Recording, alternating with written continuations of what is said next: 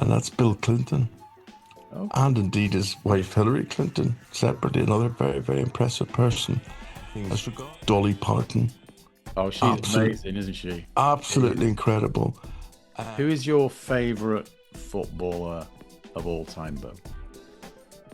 George Best was, when I look back at it now, I had the technique because I always wanted, I knew that that's what I wanted to be. And it's like wanting to be a snooker player or a golfer or something, and you know how to handle a club in the cue.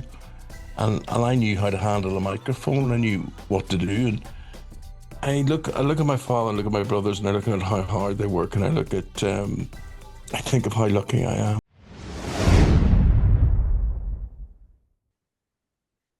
Eamonn, how are you? Scott, I'm all the better for seeing you, my You friend. too. So good to see you. So listen, let's take it back from the beginning. December 1959, you were born in Northern Ireland. What Aye. what was that like growing up in Northern Ireland? Well, it was all that I ever knew. Um, it should have really scarred me. It should really have. And I often think about this, and I think that, growing up through the worst of the troubles in Northern Ireland and seeing what I've seen, and being involved in a lot of things, and yet it was just everyday life. It's everyday life to us, and yet it was abnormal. And sometimes I think that I should be very badly affected, and I do have nightmares about it still. Yeah. Um, and it's hard to say. I know if I talk about it, people will think, well, you weren't part of it, or you didn't do this. Everybody was part of it. Well, everybody lived where I lived was part of it. And you witnessed things, you saw shootings, we saw bombs, I remember the petrol station behind us being blown up. And myself and my brother going around to the petrol station, and everybody was there. Everybody was there stealing stuff out of the petrol station, Looting. Yeah. lifting fan belts and spark plugs. These were the days when petrol stations were petrol stations. And so there wasn't anything much to grab, but we grabbed whatever we grabbed and came around to the house, and we're sitting with our loot there. My dad walked in on us and said, "What are you doing? What are you doing?" And we said, "Look, Dad, all this stuff's available from the petrol station. It's blown up and it's all there." And he says, "Pick all that up and go back and put it back where you found it." And he said, "But it's destroyed. It's been burnt. It's this." And such was his way. You were more likely to be caught, obviously, going back with the loot than taking it. And that was my dad's attitude, my mum and dad's attitude, very much to the troubles, was that they happened, they were going on, but you weren't going to be influenced or affected by them in any way. Yeah. I spoke to Charlie Lawson last week. He came on the podcast and he described a similar thing. It was just a matter of that was your life and you just carried on, really. See, Charlie Lawson's one of my best friends, he's a good friend. Him and I would never have been friends in Northern Ireland. We were completely opposite Yeah. sides of the fence. I mean, he was quite extreme from the point of view that he believed. I didn't really believe in causes the way Charlie would have believed in. I was born a Catholic, brought up a Catholic, and I guess it gets so complicated, but you're more likely to be a nationalist, meaning you wanted a united Ireland. And then those people are split up to people who want united Ireland by peaceable means and peaceable people who want them by forcible means. And Charlie would have been a unionist, a loyalist, um, very British orientated. Yep. And even though, whether you're Catholic or Protestant, Britain was the big influence. It was no different than living in Manchester, living in Birmingham or whatever. It was very like that, very British. Same schooling system, same television programs, all that. Where you wouldn't have got that 100 miles down the road, and so that just depends what your influence was. But we were always brought up by my parents that politics wasn't an issue, or politics wasn't discussed. The only thing my father was heavily into was that he was a socialist. He would always say about politicians, none of them do anything, or none of them care about the working man. And he was a working man. He was a carpet fitter. I was expected to be a carpet fitter. You know, my other four brothers can be. You know, three of them are carpet fitters, and one chooses not to be. But I was useless. I was absolutely useless. I was so bad at it physically that and just completely lacked the skill involved to put a knife into a carpet and live with the consequences of that. But therefore, that convinced me I had to have another job. I had to do something else. So That was it. what did a young Eamon dream about becoming? Oh, a broadcast journalist. Did you Yeah, from I was sort of 9, 10 years of age. And I always? was influenced very heavily by what I saw on TV. And, you know, when you switched on the television, um, if these reporters were explaining the story in the right way, and also they were explaining part of the story to us, because although you lived there, you didn't actually know everything that was going on.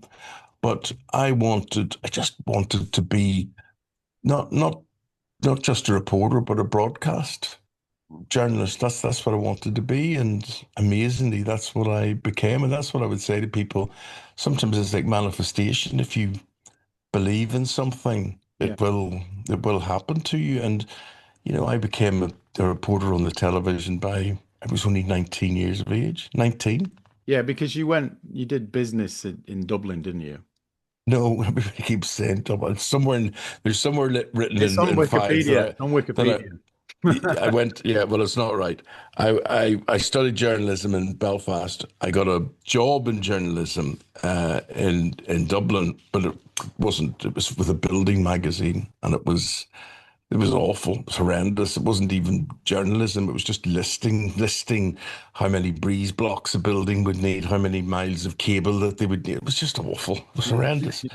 And my college lecturer phoned me up. She said to me, "Holmes, you always wanted to be on the television, didn't you?" I said, "No, Mrs. Fitzpatrick, I want to be a broadcast journalist. It's not about being on the television." And she said, "Well, Ulster Television are holding auditions, and you should go along." And I said, what sort of reporters are they looking for, Mrs. Fitzpatrick?" And she said, "Farming reporters." And I said, "But I don't know anything about farming. I'm a city boy born and bred. I don't know anything about farming." And she said, "Rule one," and she was a smoker, she was a heavy smoker, you know. So it was, "Rule one, journalism, Eamon, find out." She put the phone down, and that was it. And I had to go and find out, and I was, 19, 18 at the time, and I had I was up against people who were in their 40s and very seasoned agricultural journalists and things. But the reason I got the job was, when I look back at it now, I had the technique because I always wanted, I knew that that's what I wanted to be. And it's like wanting to be a snooker player or a golfer or something, and you know how to handle the club and the cue. And I knew how to handle a microphone. I knew what to do. And a lot of people who are much older didn't know what to do, and weren't very natural.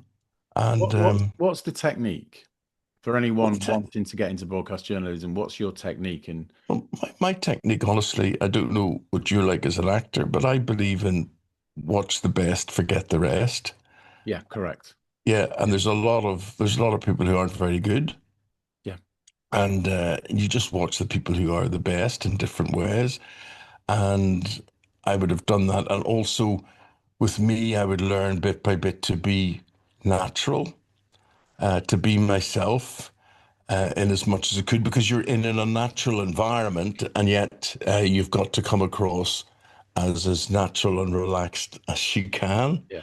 And when you meet people like you on the telly and you do an interview and whatever with them, I look and I think, now, it's not in my interests if Scott clams up. It's not my interest if he's frightened, or if he's touchy, or he's doesn't want to do this interview or whatever it is. I I watch the programs, I see things, so I'm not one of these people who's detached from what I'm talking about. So I know what's going on, and I would try as best I can to relay all of that. But to me, it's a successful interview for me if you keep talking. If you keep talking, my job's easier, Yeah. and that's what I believe, and therefore it's in my interests for you to give a good interview. A lot of people believe in being very antagonistic and confrontational about interviews.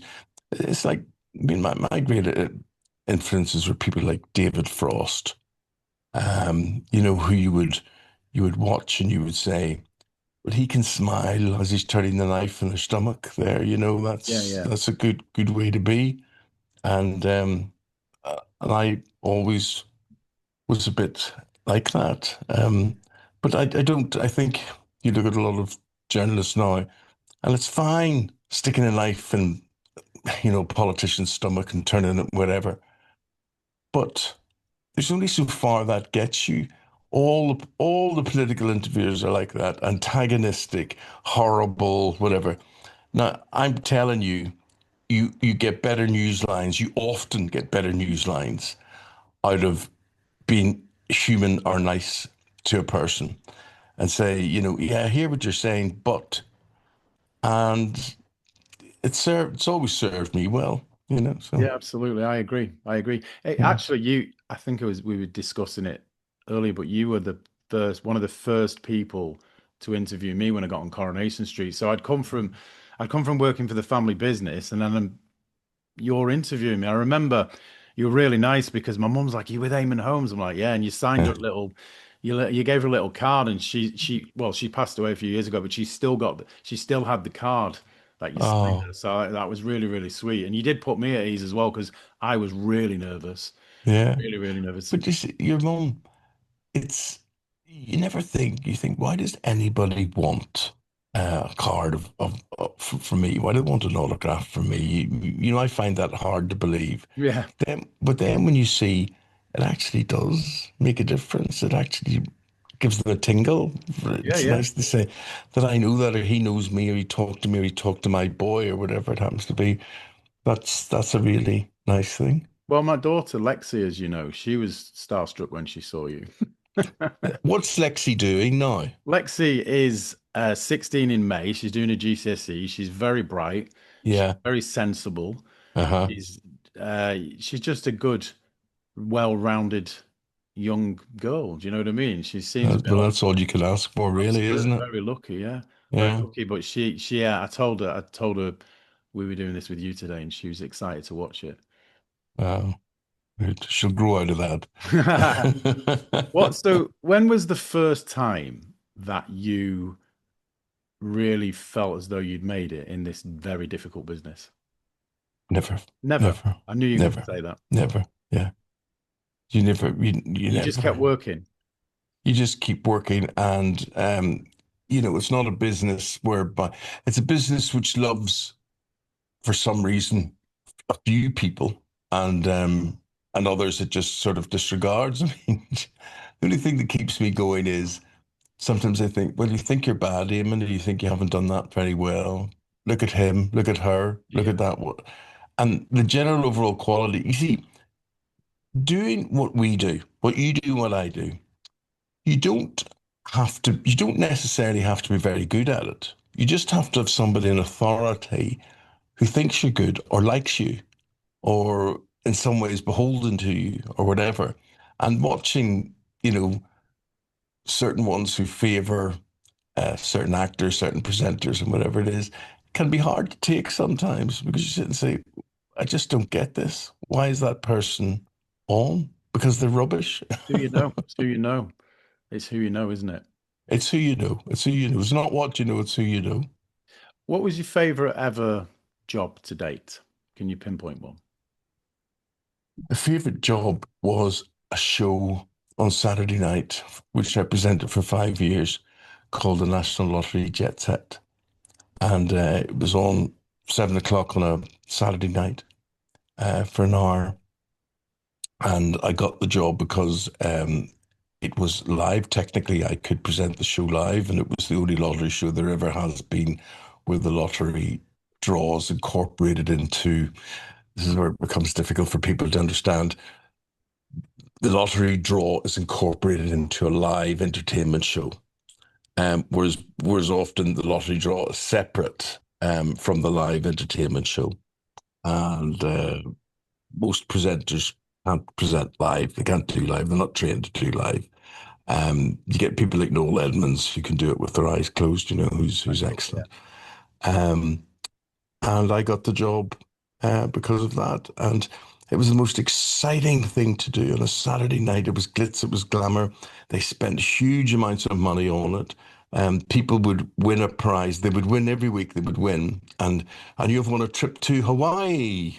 And there, Scott's off to Hawaii with his other half, and great, great, great. And then next week, Scott's in Hawaii. We show a little film of what he did during the week, and then we say, now you're defending your title.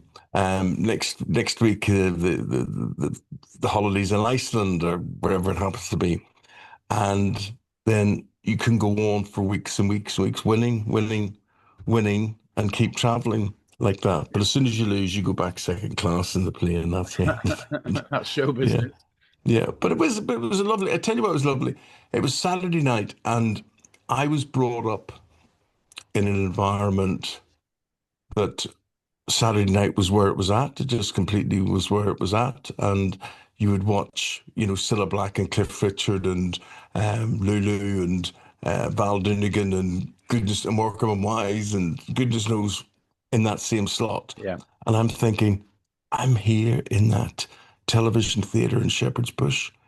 I'm here live in the same Oh, it's amazing. It's amazing. theatre that Yeah. Wogan hosts from, whatever.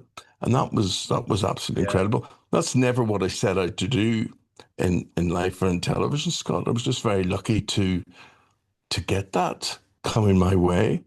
And so that was super. So I then had this thing where I was a journalist and I got to present lots of programs, but then somebody saw this entertainment side to me and they said, right, you do these quiz shows as well. I did an awful lot of quiz shows, which was very nice to do, but drives at some people in TV scats because they say, well, what are you? What are you? Are you in that box? Are you in that box? Are you a sports presenter? Are you an entertainment presenter?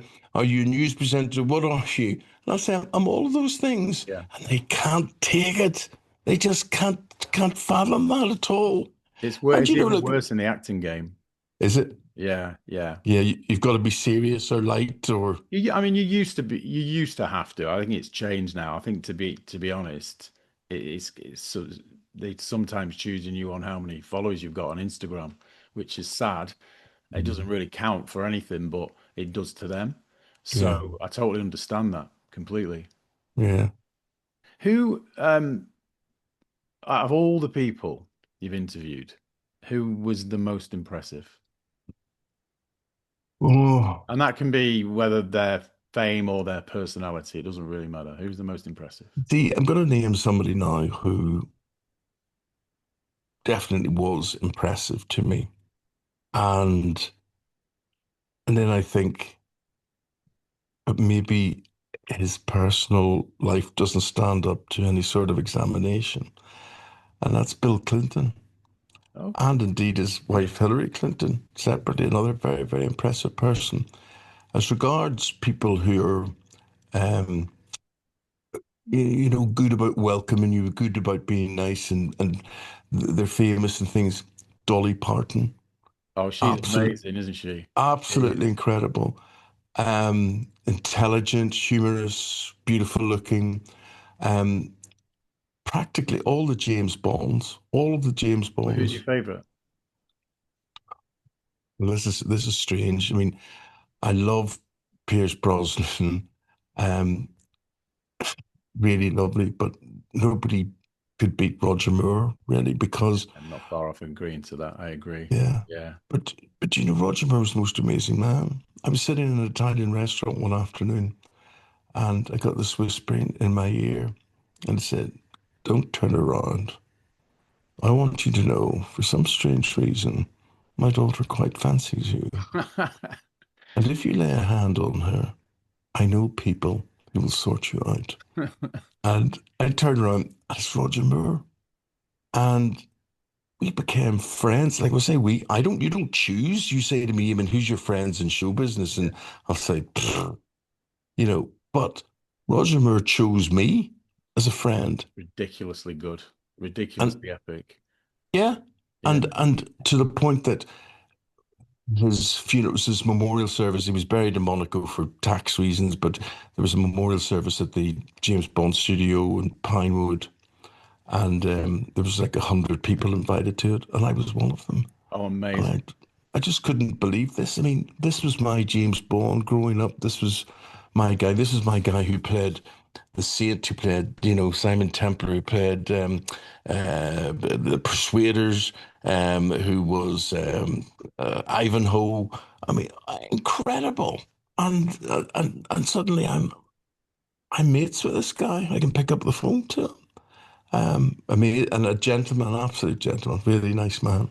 He was such a handsome man, wasn't he, as well? Even Oh, though he played unbelievable. Unbelievable. unbelievably good looking. He actually Yeah. went to RADA, you know. He went to Did RADA. he? Even though he said he wasn't a good actor, Yeah. he was. He wasn't a Daniel Played it down. Day-Lewis. He played it down, but he was, of course, he was a good actor. But he went to RADA, so he trained at RADA probably around the same time as Joan Collins and some other greats. And what a career, what a life. It was Yeah. 2018, that wasn't it, when he passed away? I think it was Yeah. around that time. Who went to the memorial? Can we name drop? Well, I tell you, I'm talking to this group of people, and they're very, let's just say, ordinary in the fact that they're approachable or whatever it is. And I'm saying, who are you? Who are you? And he said, oh, we're Roger's cousins. We're from Athlone in Ireland, and Athlone's in the centre of Ireland. And I said, well, what's the Irish connection? Oh, Roger's Irish, so he is. He's whatever. And he had all these relations in Ireland, and there were people who were there who were um, tradesmen, painters and decorators, people who had worked with riggers on films, cameramen, women, sound technicians, all that sort of thing. He had a dose of ordinary people. Of course, Joan Collins was there. Yeah. Who else was there? Michael Caine was there. Um, there was a few big names there, but interestingly, I'm on the lawn of this reception, and I have the glass in my hand, and I walk and I look and I think there is a woman I've known since, as a teenager. She's an absolute gorgeous woman. I'm going to say hello to her. I'm going to say hello to her because I've always wanted to meet her. And I walked across the lawn and I said, hello. No, I don't even know. I didn't get to say hello. I didn't get to say hello. This was um, um oh, come on, man. Jennifer Hart, Stephanie Powers, Stephanie Stephanie Powers, Powers. Yeah, from Stephanie Heart to Heart. Powers. Yeah, with Robert Wagner in Heart to Heart. And I walked to say hello to her, and she turned. She says, "Why, hello, Eamon." And I looked over my shoulder and I go, "Huh, me?" And she Stephanie goes, Powers knew you. "Yeah." And I Amazing. said, "I said, excuse me." I said, "How do you know me? How do you know my name?" "Well, I live in England for half the year. I live in Oxfordshire, and it was just incredible." So she spoke to me about that, and I said to her, I mean, I adored her for so many reasons. I mean, the Heart to Heart was a great series in the 70s, and she played John Wayne's daughter. My favorite actor of all time is John Wayne, and John Wayne, she played his daughter in a film called McClintock, and I said to her, what was John Wayne like? What was it like to know John Wayne? And she said, Eamon, I'll put it like this. You would not have been disappointed. That was a lovely thing to say. That was that Imagine. was really nice. I read Michael Caine's book, and Michael Caine said John Wayne asked him to visit him when he was in hospital, when he was really, dying. He said he was an Yeah. amazing man. Uh, How did your fame or being recognized change you? Did it make a difference in any way, apart from other famous people recognizing you? I I I don't think it did, but it's bound to have. I mean, I'm from the most ordinary family and family background, and I've never felt uncomfortable with my inverted commas fame. I don't feel I've been any different to people, but you're bound to be. I think the thing was earning money made you different. It put you in a different league, and you realized that you couldn't invite people. You couldn't say, "Come on, we'll go away for the weekend and we'll do this and we'll do that," because your mates, your brothers, whoever didn't have the same money and they couldn't spend the same money. So you ended up paying for everybody because that was the only way it was going to happen. I don't say that begrudgingly. It just the way it was, and I think that it sort of brought you socially into different areas. The idea what I would think was cheap or easy for a meal, other people would think was hugely extravagant. And I think so from that point of view, you changed in other people's eyes about things, but I wouldn't like to think that I've changed. And I often find that when you're out and about, people approach you very easily, very, very easily. Yeah. And they talk to you, and people always say the same thing to me. People who are around me, oh, you must get really fed up with that. Oh, that's very intrusive. What do you think about that? And I say, well, wouldn't it be worse if they weren't approaching you? I Wouldn't it be agree. worse if I they? agree. I agree. Yeah. Yeah.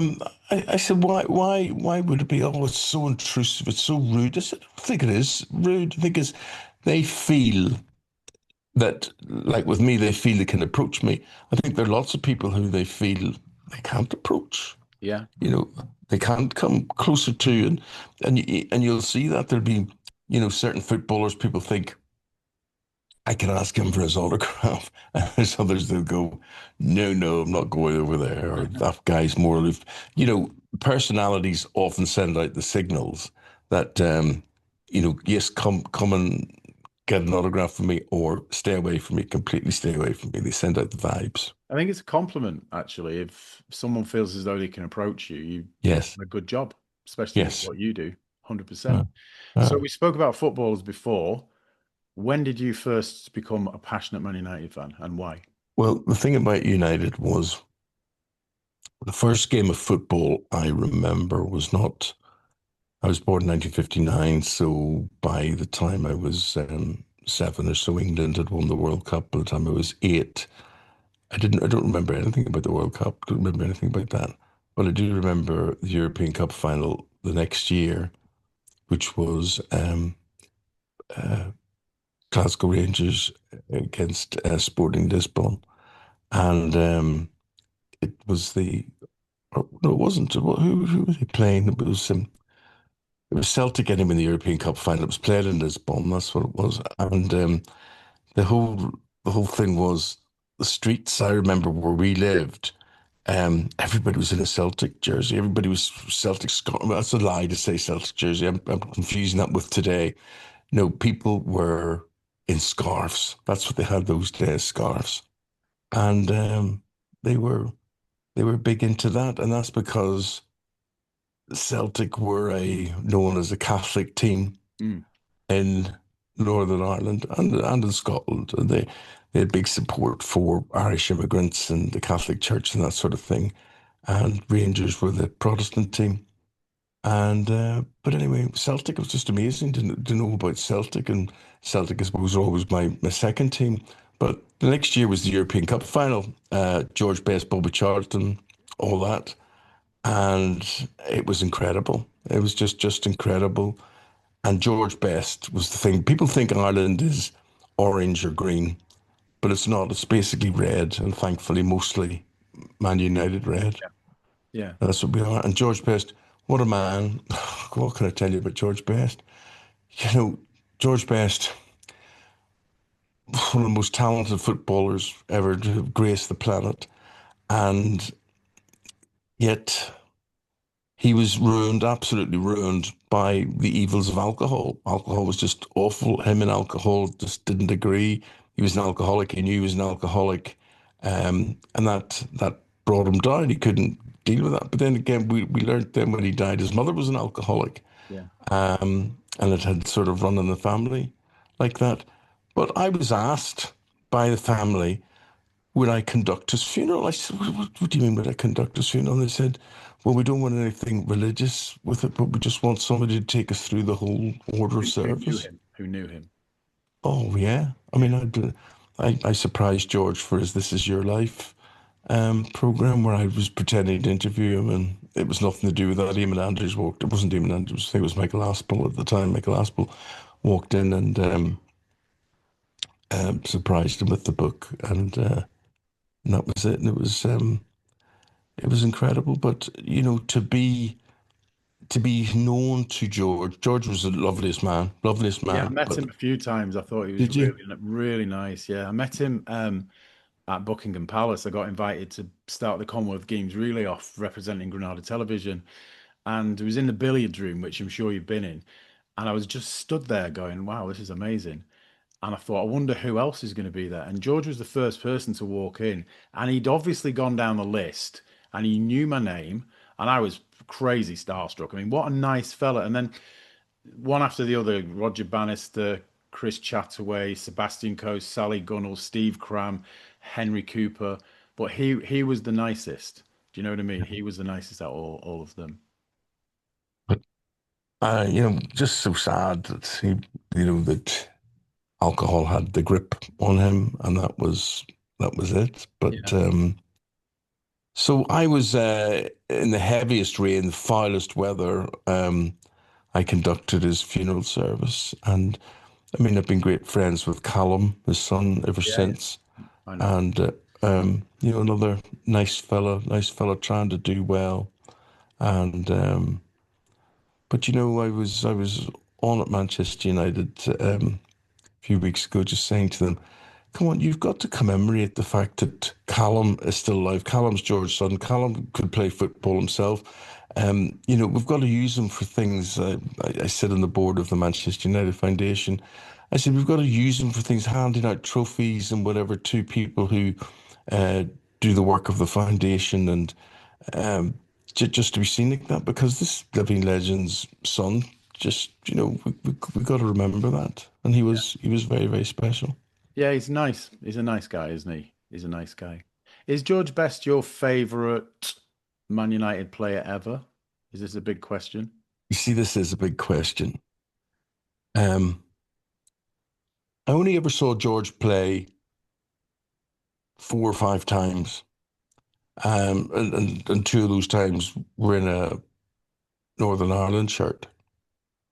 Um, but I remember sitting with my kids at Old Trafford and nudging them and saying, remember this, what, Dad, what? You are watching, you've seen, you can say you've seen Eric Cantona play. And I do think Cantona was a presence that you remembered you saw him, was genius. If you watched close, if you analysed what he did, Amazing. just absolutely superb. So many brilliant players over the years at United, you know, from goalkeepers through to you know, like people like Paul Scholes, quiet but absolute genius in the middle of the Yeah. park, Ryan Giggs, you know, just incredible. Yeah. Who is your favourite footballer of all time, though? George Best. George Best. Yeah. For his what qualities as a player? Well, what could he not do? What I would say is this, is that I know lots of footballers, football managers, whatever, and they all say, oh, Bestie, what a player, what a player. Oh, yeah, he'd be in my team. Oh, he's absolutely brilliant, brilliant, brilliant. And I look at them all and I think, liar, liar, pants on fire. None of you would pick him. None of you would give him a regular place because he was a player of those days, and he tracked back and he did things, and he could ride a tackle, and he had amazing skills and whatever. But oh my God, football is so boring because of the Artetas of this world, of the Guardiolas of this world, of a lot of these continental players that have come in. We play this awful European game. Whereas if you look back at matches, which I do on Instagram, whatever, from the 70s and the 80s, it was much more exciting. Much more Yeah. exciting.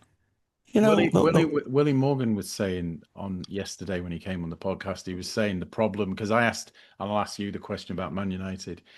He said, "What's the problem?" And he said, "The coach. It used to be a manager. Now it's a coach who's trying to get everyone to play the same, really, to play their style of football, and they should just leave the player to play because that's what they're paying 100 million for." What do you think? Willie, I totally agree with Willie. Um, I think that the player they're looking to see as entertainment, because you've got to remember this is an entertainment industry, and but I think the most awful thing that can happen to our sport in general is the Americans get involved. Mm, And the Americans don't want promotion and relegation. They don't want the FA Cup. They don't want knockout like that or whatever. They want just fiddling about. You finish mid-table, you still get the same amount of money as you would whether you finish third or 13th or whatever it happens to be. And they take the risk out of it. So it's all about business for them. Um, and it's not what British football is no. all about. And and I do think if you actually want to watch more entertaining football these days, you're better off going to a lower league game. You Yeah, of know, course, because the yeah, passion's still there and the heart's still there, isn't it? it is. It is. Um, it's not that it's not a great thing going to matches and seeing the occasion and whatever it is, and sometimes it comes good and whatever. But if you're asking me, am I a fan of, Pep Guardiola is probably the greatest manager in the world, but doesn't play the football I You necessarily enjoy. want to see. Yeah. Yeah. So what happens to Man United this year and what happens in the future? Because it has been what we won the FA Cup once in since 2013, is it? We've only won one trophy. No, What we won a European League trophy, and they haven't done as bad as people would think they have. Um, it's not it's the expectations of a Man United supporter are so high though, aren't they? yeah, yeah. I think Manchester United. I'm so impressed with Michael Carrick at the moment. I hope he Yeah. gets the job full time, but I don't think he will because I think um, Ineos will want. A business product there, someone who the public can identify with. The Some, glamour. Yeah, the glamour. yeah, Yeah. yeah, and I, or somebody who's got a name and a reputation and maybe known as a winner and whatever. And maybe that's the future. But I do applaud Michael Carrick with what he's done so far. yeah, I was going to say the same thing actually. Like he's won four games and drawn the last one. If he carries on winning or drawing all the way through to the end of the season, he's guaranteed not to get the job. You know what I mean? There's no way he's getting the job, is it? If he keeps winning, they're going to have to pick someone else. Yeah, yeah, yeah. Um, so just to kind of round up, what's the thing you're most proud of? Oh gosh. Anything in life, Eamon. What's the thing you're most proud of? Seeing the world, being you see the thing about Belfast, we've got a chip on our shoulder. We believe everybody forgets us, no one cares about us, and whatever, whatever. And therefore, you drive on, and then you realize maybe if you come from the centre of England, maybe if you're from Shrewsbury or something, that people don't stick up for you and they're not behind you and whatever. And you suddenly realize that most of the country's in the same position as Belfast is in. And so we have a bit of an attitude about ourselves, and we've got a hunger, and we've got a great education system, which is tremendous. What am I proud of? I'm proud every time I got on a boat and came to England, and you know, and most my memories are in black and white. Walking around Old Trafford and getting pictures taken under the Munich clock and things, and being 10 or 11 or so. And all those memories are in black and white because the pictures were in black and white. And, to see, I've never lost that thing that I've got this great awe about TV in the world and things that I've seen in TV, the FA Cup final, and then to be there, Wimbledon, and then to be there, the Grand National. Oh my Yeah, God, the big, most amazing event yeah, that, you know, in the world. Almost to stand at Beecher's Brook as a reporter, as I have done, with a microphone and be commentating about who came over. And just listening to the noise, the hooves on the ground and the riders on top. And, seeing famous people, famous places, being involved in stuff that you only ever recognize from the newspapers or TV. That's been worth it to me. That's been amazing. Very few people though, Scott, that you can share that with. Yeah. Very few people. I don't know what you're like, but you can't actually sit and say, I was with Stephanie Page yesterday, and you go, and they go, who? Oh, And you see, yeah. the trouble is when you can present with a lot of people who knew something about everything. I always swallowed up on everything, and I was just very good at learning and taking information in. But you often work with people who don't know who you're talking about or who you were in a soap or whatever it happened to be, and they don't make it their business to find out. And you'll know when you're interviewed by two people on a couch or whatever it is, you'll know if one of them has no idea who you are or not. And Most of the time back in the day, I'd noticed they didn't, and I'm not naming names, but they're all on the TV at the moment. I used to think you don't have a clue, do you? You know that I was in Coronation Street. That's it. You haven't even bothered to read a page. You've got to at no, least read a page, haven't you? Even if you've not got I, much I time. agree with you. You've got to make some sort of effort to say that I know this person. Yeah, I know what he was most famous for, who his character was, or whatever it happened to be. That you can string a sentence together, and yeah. that you got something else to talk to them about. But it's common courtesy. It's just I think that's the thing that when you're ordinary with people and you ask them ordinary questions and ordinary things, people often don't. Why are they friendly? Why are they laughing with each other? Why are they talking football? They don't know each other. They've never been to a football match together, whatever it is. But there often is a common communion between people, Yeah. and you end up talking about people. But look, I would say this. You asked me a question about what I'm most proud of. Do you know what I'm just thinking? I look at my father, I look at my brothers, and I look at how hard they work, and I think of how lucky I am. People say to me, "Even you work so hard, you work so hard." Well, maybe I do in their eyes. Maybe I do. Maybe I put the hours in and things. Um, but it's not like work. And No, I I agree. would, It's great. I remember my father saying to me, he says, "All this is great what you do." He says, "But you've never worked a day in your life." And I says, I know, Dad, I know, I haven't. I said, "Not compared to you or anybody else. Of course I haven't." And I think if you'd have put on my headstone, I think a good phrase would be, he never worked a day in his life. Because you do something you love. I You do know. something you love. It's very true. TV is magical, isn't it? Magical. Well, it beats working for a living. Yeah. Absolutely, I agree. Yeah. So, final question.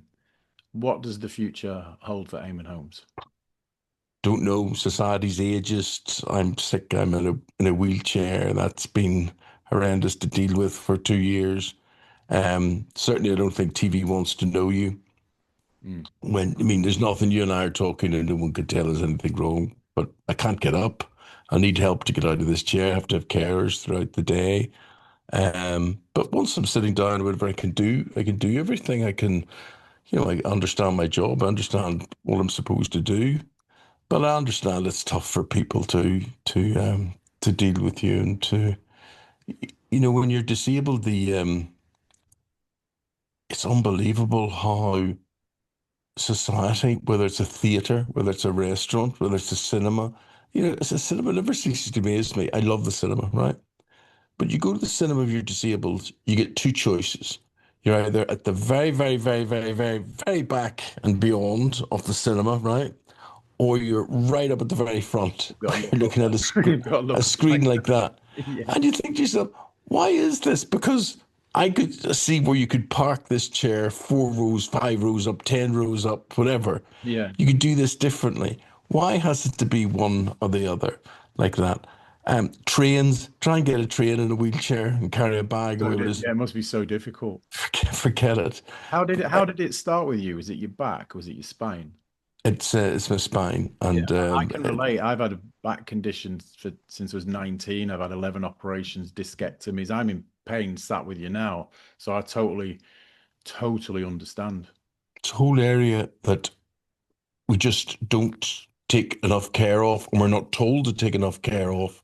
And it's it's it's ghastly. I mean, like you, mine was the spine and the discs in the spine, and you know, you don't think it's going to go wrong, and it goes wrong. And that's just the way it is. And it's everything's right when it's right and wrong when it's wrong. And the one thing that you do find out uh, overall is your health is your wealth. Health is the most important thing. Yeah, 100%. yeah, that's Absolutely. it. That's it. Well, here's to as much good health as possible for both of us. Well, it's been good talking to you, You my too, friend, Eamon. Thank you so much for coming. and very enjoyable. Thank you very much indeed. Thank you. Okay. Cheers, Eamon. Big love.